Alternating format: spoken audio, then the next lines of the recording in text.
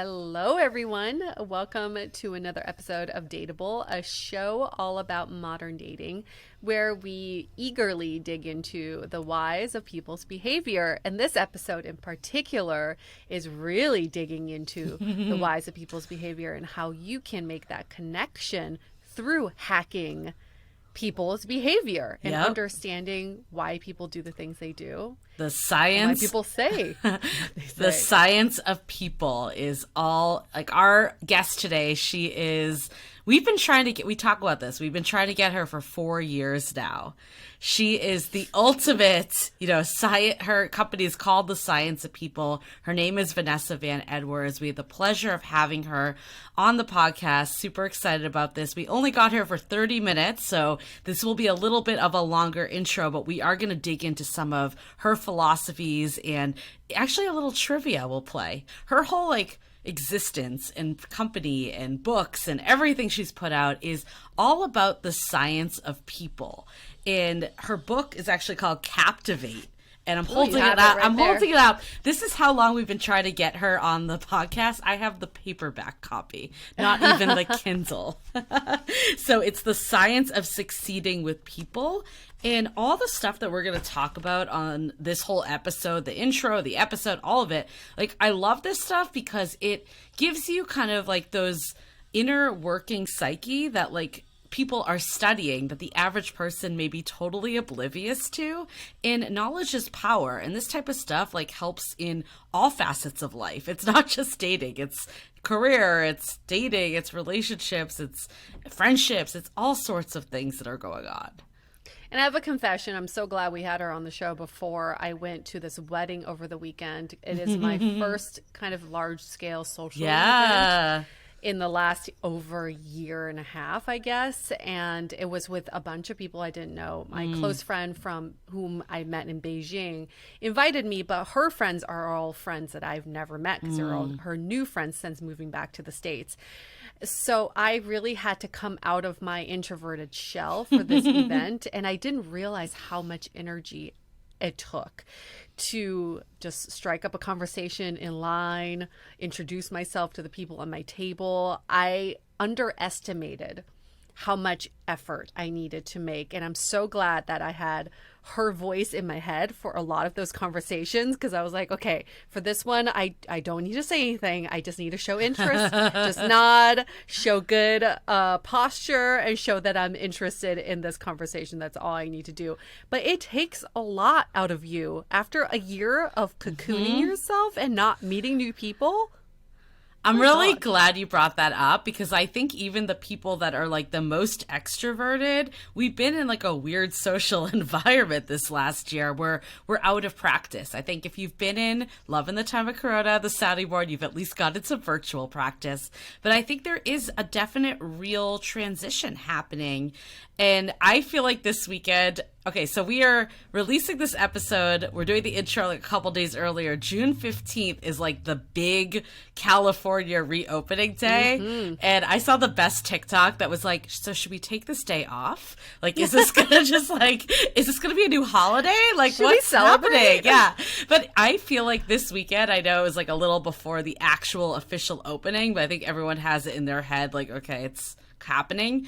I feel like this weekend went from 0 to 180 for me.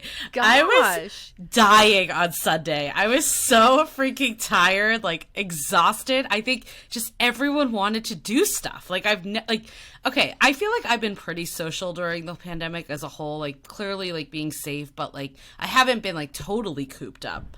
So I think it's been a lot more gradual lately. And I think, though, I would say maybe it wasn't 0 to 180, but it was 30 to 180. Because I feel like even social activities I've been at have been let's go to outdoor dining. Let's, very chill. And this weekend, I went to a house party with about 50 people. And that's way too much. it was super fun, but it was primarily outside still, which I am still loving. Like, I'm just glad that like San Francisco is, I mean, I think all of California is keeping this, but like all the outdoor dining and all the stuff is staying. But I will give a shout out to Zach, whose party it was, a long friend of ours, and his girlfriend who I met, who was like, I recognized your voice because we listened to the you mean Chris? No. His girlfriend, Zach's girlfriend, Kayla. Oh, Zach's girlfriend. Yes, I'm going to give her a shout out. Zach has a girlfriend? He does, yes. I'm giving her a shout out because she's like, I recognize your voice because we listened to the podcast together. And I was like, I love that. Like, the two of them have listened to episodes before. When you said the girlfriend, I thought you meant the actual birthday boy's girlfriend. Oh, yeah. No. Zach's girlfriend. Yes. Sorry, we have like, actually, there's a lot of connections to this group and the podcast. We had the birthday boy. He was when we did a live show way back in the day, he was our dateable DJ. DJ Riles? Yep, DJ Riles. So one day when you and I are making it big, we're bringing you along on the road. 50 people is very daunting. My flight was completely full. I could only sit in the middle seat. The airport was completely full. That was a lot for me, but I think maybe if you saw 50 people that you kind of knew or familiar, I think that would make me feel better. But 50 new people, the thought of that just there were definitely people I didn't know. I don't know. I don't feel like my social skills, I don't feel are that rusty, but I have felt like this is always something that's been more natural to me. There's a lot of things that aren't natural to me. I'm not like saying I'm above other stuff, but like socializing has always, like platonic socializing has always come very naturally to me. But there was actually not for me. I'm super awkward. There were like, the best was that there were like 200 people on the invite, and it was like, this is a small gathering, invite only because of the neighbors. And we're like, this is an oxymoron, but no, it was super fun. I'm glad that like I was able to socialize. It didn't feel like, I mean, San Francisco is actually San Francisco and Seattle are the first two cities to reach like herd immunity in terms of like number of vaccines. Seattle too? Mm-hmm. San Francisco I knew, but Seattle. Oh, okay. San Francisco's at like 80% or something. So yeah, I mean, I feel like it was kind of like one of those things that I'm like, I'm just going to run with it. I honestly was outside like 90% of the night anyways, so I really didn't feel like that bad. And he had a big place, so it's very spread out. But it was funny though, because I feel like people there like know me and like know that I do the podcast, and people would be like, "Oh, come meet Julie. She has this sex podcast," or another person would be like, "Come meet Julie. She has this romance podcast." So I'm like, it all is like how you interpret it, which I was like, this is actually kind of funny hearing like how people explain it, you know.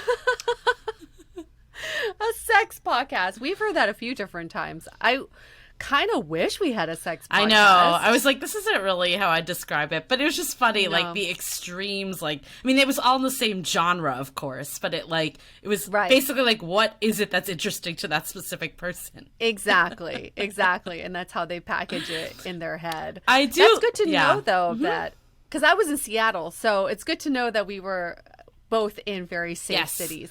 I do love hearing couples that listen together, though. That made me so happy. Like, I obviously like meeting people that like me because of the podcast already, so that's always a nice thing. I was like, I really like your girlfriend. 'Cause, you know, obviously you're like, I listen to the podcast.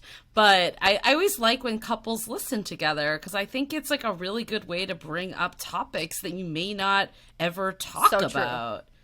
So true. I absolutely realize that. And I think a lot of couples think that this podcast, because it says dateable, that's not for them. But don't forget, you never stop dating, even when you're in a relationship. And this weekend, I had the pleasure of meeting my boyfriend's cousin, who also listens to the podcast. Nice. And it's a different perspective when he's related to the boyfriend of the host. You know, the boyfriend of the host who talks about the boyfriend every once in a while. So he has like a more relative perspective on it, like kind of like when your relatives listen. So we kind of forget that there all kinds of people listening all the time, and it's okay. It's not going to censor us anyway, Nope. but it is always a little bit surprising when someone you don't expect listening. Totally. Like last week when I just talked about pegging for like an hour. Like, I'm like, who knows who's listening right now? Not that every situation. I'm not trying to undermine pegging in any ways, but it is always like, I think you just have to get over it. Like I've learned that I'm just like, I need to just get over it and not even like think about it.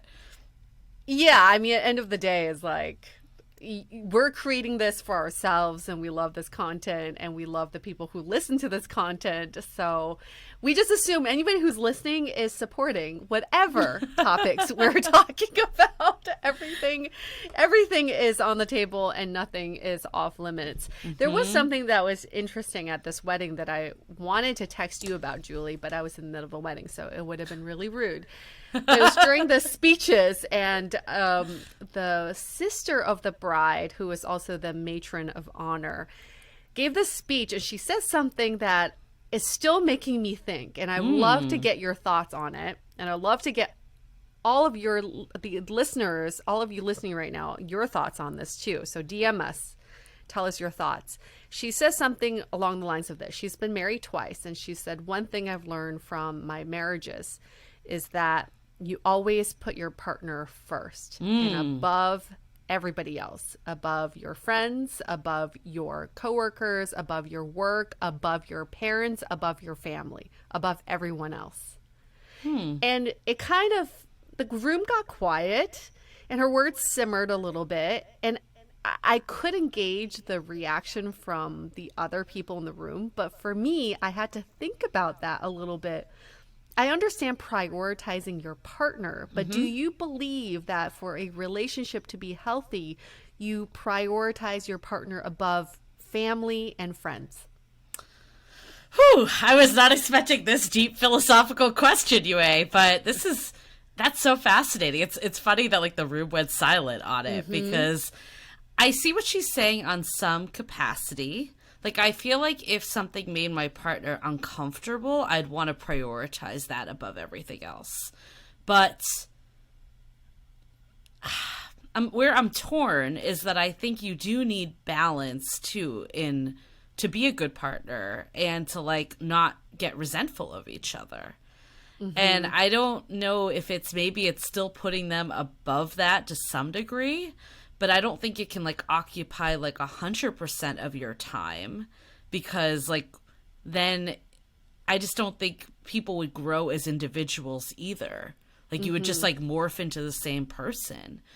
I don't know. It's like, how do you define priority? That's what I think maybe is the question. And you like it, I'm deflecting the question with another question because I don't know the answer to this one. But I think like priority to me, maybe, I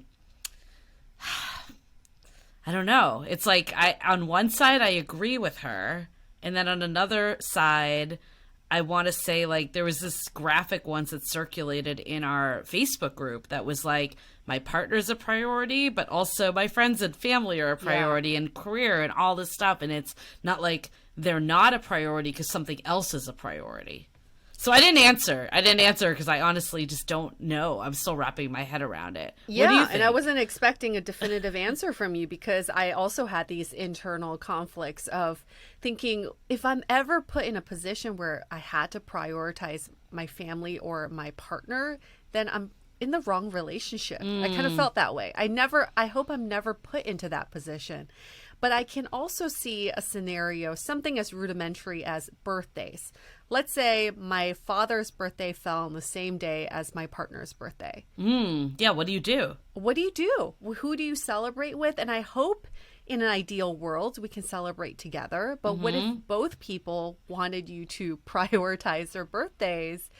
What do you do? And I think about that. I hope nobody ever puts me in that position. But if you are put into that position, does that mean the relationship is not headed in the right direction? Or is it true? I love to hear from my friends who've been married for a long time. Is it true you just constantly prioritize your partner and that's what makes a long-lasting relationship?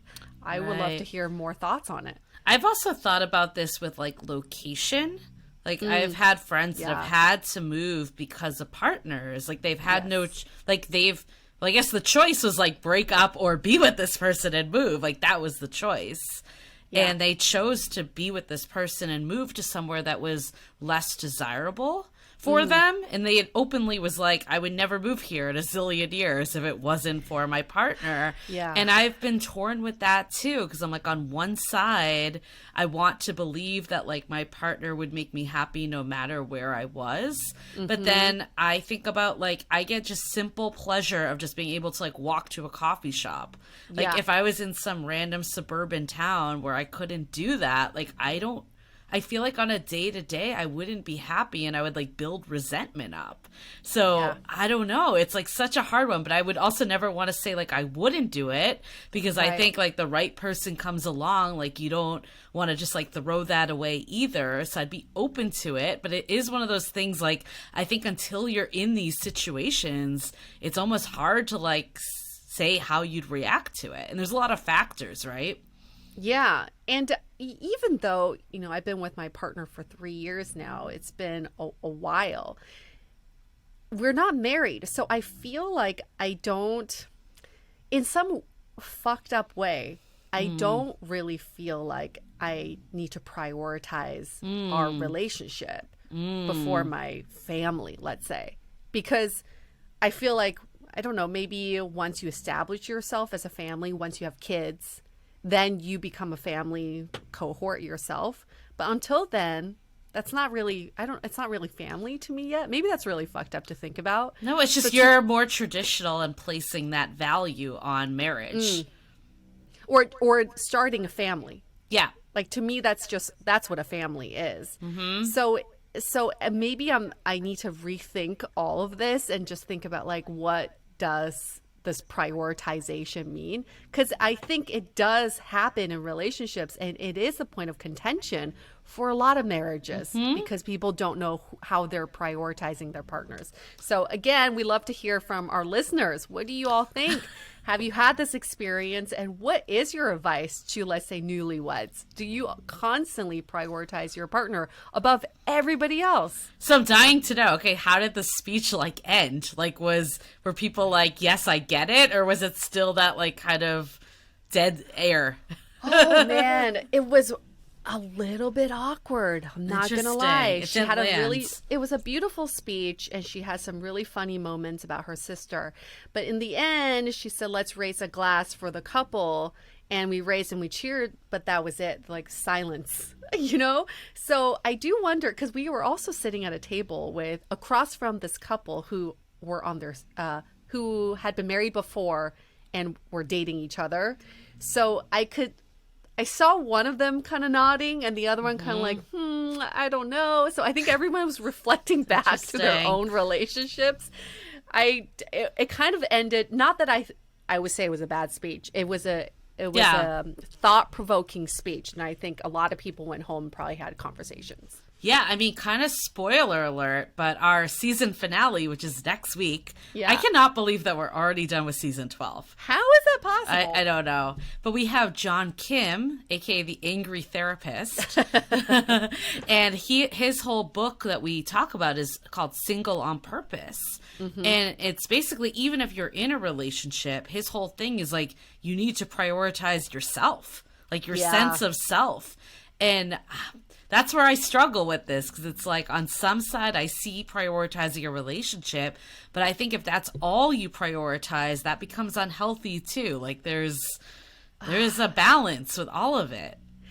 And there's so many cultural nuances to this. I know my Asian brothers and sisters would totally know what I'm talking about when I say there's so much guilt that comes with prioritizing myself above my family. There's so much guilt saying I'm prioritizing my partner above my family. So maybe it's just so deeply ingrained in me to think I would never deprioritize my family under anybody else. I just cannot imagine that. But I've also seen a lot of my family friends and my relatives, their marriages fail because they prioritize their family and totally their partner fell by the wayside and became something of a consequence versus someone that you really covet.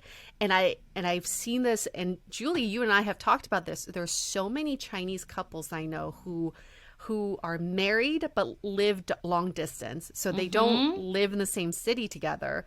And they do this for years, sometimes decades, because they're prioritizing the family. They're prioritizing making money. They're prioritizing taking care of their parents. What happens to that relationship, right? So I think it's just very nuanced. I don't think it's like a one size fits all in any way. I agree, though, the risk of letting someone go to the wayside is very real, because if you're so only self-focused, or you're only like hanging out with your friends or family and like excluding your partner, that's going to be a recipe for failure too. Yeah, So, that's not a good thing. no. Yeah, because people, when they think they're prioritizing, they have to deprioritize something else. It's like a sacrifice, but it's not that way. So maybe that's the answer. Like, that goes back to that like graphic we were talking about. It's like, my partner is a priority, but I have other priorities too. So That's you're true. still like a priority, but this person was saying it should be the number one priority, right? Number one priority. I don't know. Yeah. Weird, right? Yeah, I don't know. It's so hard. It's so hard because life gonna has think so about many that one. things. But yeah, well, I love that we're just giving all this food for thought. All these people that are like, I feel like this term has been throwing around lately that made me think of FODA. Fear of dating again. And I am just like, we're adding like another like massive like turmoil in people's mind right this minute, probably, that are like, I'm barely surviving the pandemic or getting out of it myself. Now I need to like make sure that this person is like my whole world and priority. FODA. What a funny word. Fear of dating again. How many of you have FODA? Just raise your imaginary hand for us. I feel like this is becoming a thing. Like, I've heard this on multiple, like, in multiple articles. Like, it came up on, I did like while UA was on another podcast that I'm going to be on this week, we did like this, like, it's kind of like a fishbowl. Oh, sorry. It's kind of like Clubhouse, but it's called Fishbowl. They call it, when Reddit and Clubhouse had a baby, it becomes Fishbowl. So we did one with Courtney K, who is a long-term How UA and I Met. We got introduced by Courtney. She's our matchmaker, dating coach friend, so she wanted us to be part of this. And I ended up just doing it because UA had the conflict. And FODA came up a lot.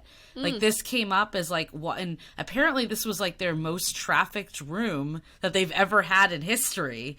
There was like thousands of people there, which I wasn't even aware of. So if you're coming in from Fishbowl, welcome. We're happy to have you.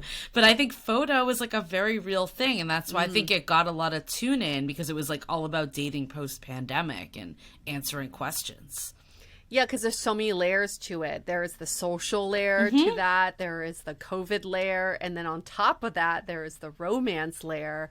And to navigate all of those three layers together, I can totally understand why someone would just want to crawl back into a hole and be like, let me quarantine. Let me keep quarantining. It's funny because I wasn't expecting this. Like, I was expecting like, oh, everyone would be like dying to date again, right? Because they've been like, been more conscious about it. Maybe not dating as much as they once did, or, if they were super conservative with COVID, maybe not really going out and seeing anyone.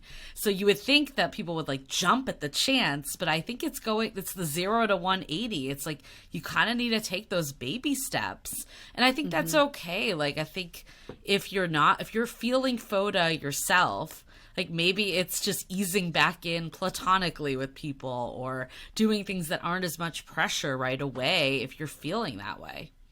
Yeah, baby steps. I think the part with FODA, I can totally see it. FODA comes from just like, it's really fun. The concept is really fun. So you're like gearing up. Yes, I want to date again. But when push comes to shove, you're thinking about logistically how to do all of this, and then the energy you have to spend and the effort.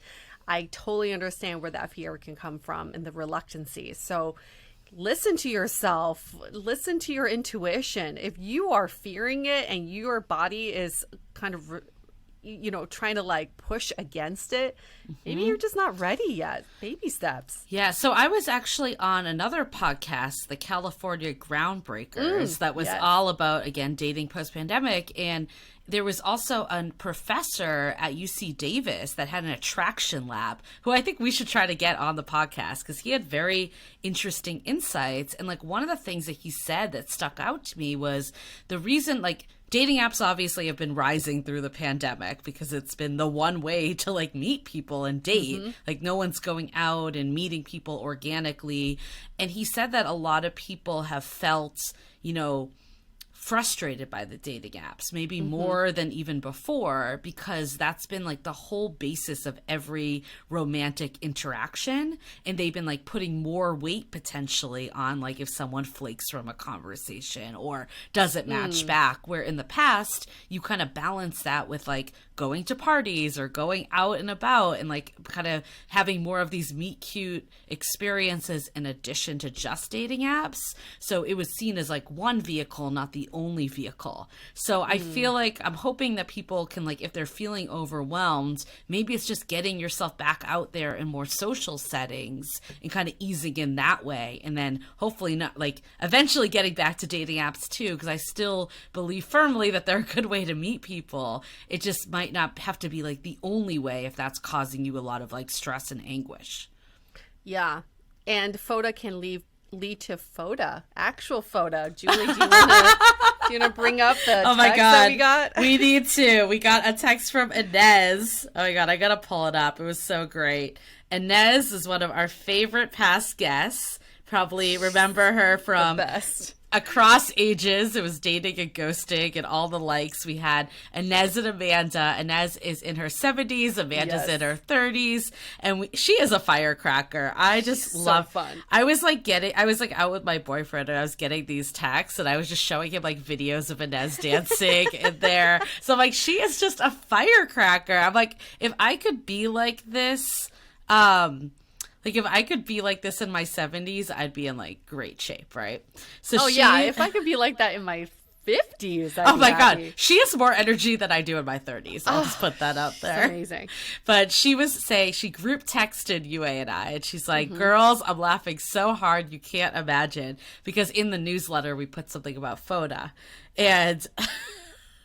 she's Brazilian, so she basically said FODA in Brazilian Portuguese is slang to screw or to fuck. So she just kept thinking that every time. And I'm like, oh my God, I love this. This whole chain is just killing me. I love it. She's the best. I love it because it's so opposite of what FODA stands for. So now I'm like, FODA, what's this? It has a sexy ring to it, right? Yeah. Do you have FODA or do you want a FODA? Right. You're like, what type of FODA are you talking about? Inez, you are our idol. Thank you for being part of our lives. She's truly the best. She really is. What a funny text. I was like, FODA? Like FODA to screw? Really? That's what that means? That's great. Too funny. Love it. I think you were like on an airplane during this whole thing too. Yeah, I got off the plane and I was it's like 50 texts later about FODA. Yeah, what does this conversation mean? Oh, okay. Great. Right up my alley, since we're a sex podcast. Yep, exactly. All how you interpret it. And then the other announcement is that we will be having a Pride live stream.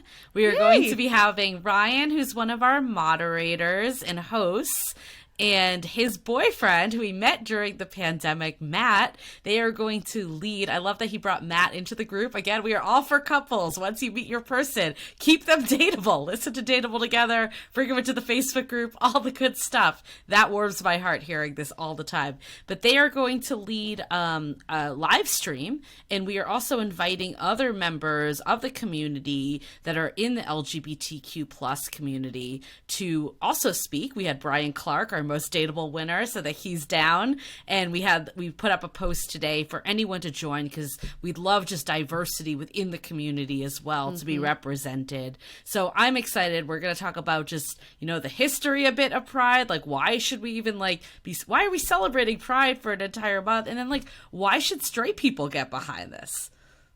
And when is this? June 23rd. June right? 23rd, yes. Yep. We're going to do this June 23rd, the 5:30 p.m. PST, 8:30 p.m. EST, our standard times that we typically do these live streams. That's going to be so much fun. I can't wait to just see Ryan and Matt be just cute together. Love it. So yeah, if you're not in the Facebook group, this is your call out to join Love in the Time of Corona by the Dateable Podcast. Can search on Facebook. We just have you give a little blurb so we know you're a real person. And then of course, if you want to take things up a notch, the sounding board, that's where the Corey event is going to be. That's where the happy hours happen. That's where all these people are starting to become super close friends. And we had a DC and SF meetup and New York. I think there was like multiple meetups this week. Yeah, in Seattle this week. Seattle, that's the other one. Yep. Washington, D.C. Yep.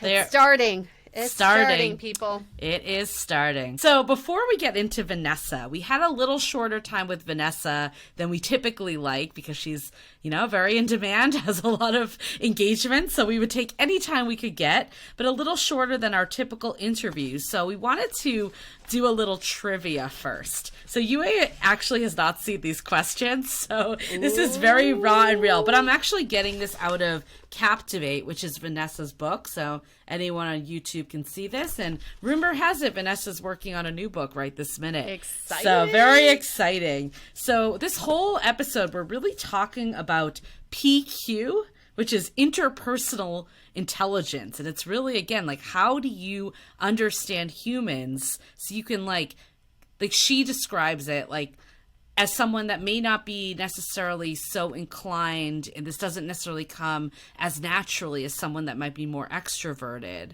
Like, how do you use all the tools at your disposal to understand humans so you can relate in the best way possible?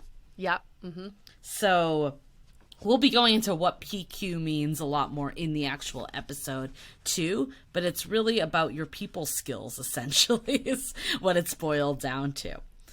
Okay, so the first question I have for you, UA, how much of our personality comes from our genes? So option A is very little. Our personality is mostly formed by how we are raised. B, 35% to 50%. C, 55% to 75%. D, a lot. Our personality is mostly formed by our genetics and DNA.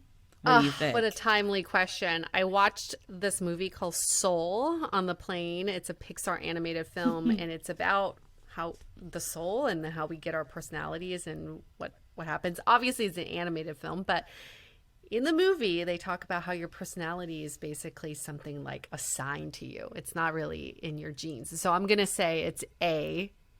It's not. It's zero from your genes. Wow. Okay, well, Pixar was wrong. Damn it. I learned everything from Pixar. But it was B, 35 to 50%. So it wasn't totally wrong. You just went like zero. It's not zero. There's going to be some parts that are genetically passed down. But what that means is that basically 50% is up to you. And that could be your environment. That could be your own self-work, all of that type of stuff. How interesting. Okay. Wow. Personality. We pass down through the genes. Okay. So some of it, there's a little bit going on. Yeah, a little bit. So some is nature, some is nurture, basically, right? Yeah. Okay. Okay. Good question. So the next trivia question is, the best way to show someone you care about them is to A, tell them all the reasons they are awesome. B, get them a gift. C, do their to-do list for them. D, all of the above. E, it's different for each person.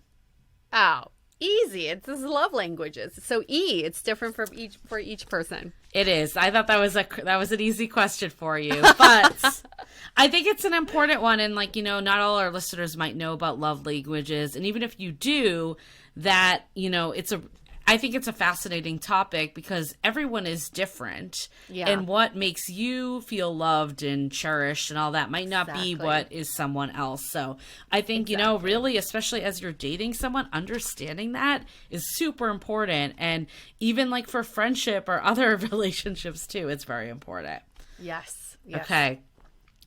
Our brains are most active when we are chatting about A, our crush, B, the latest juicy gossip, C, ourselves, D, the latest thriller.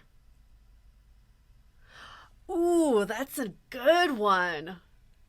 Okay, for all of our listeners right now, I want you to screenshot this right now and tag us on Instagram with your answer. So can you give us the choices again, Julie? Yep, our crush, the latest juicy gossip, ourselves, the latest thriller.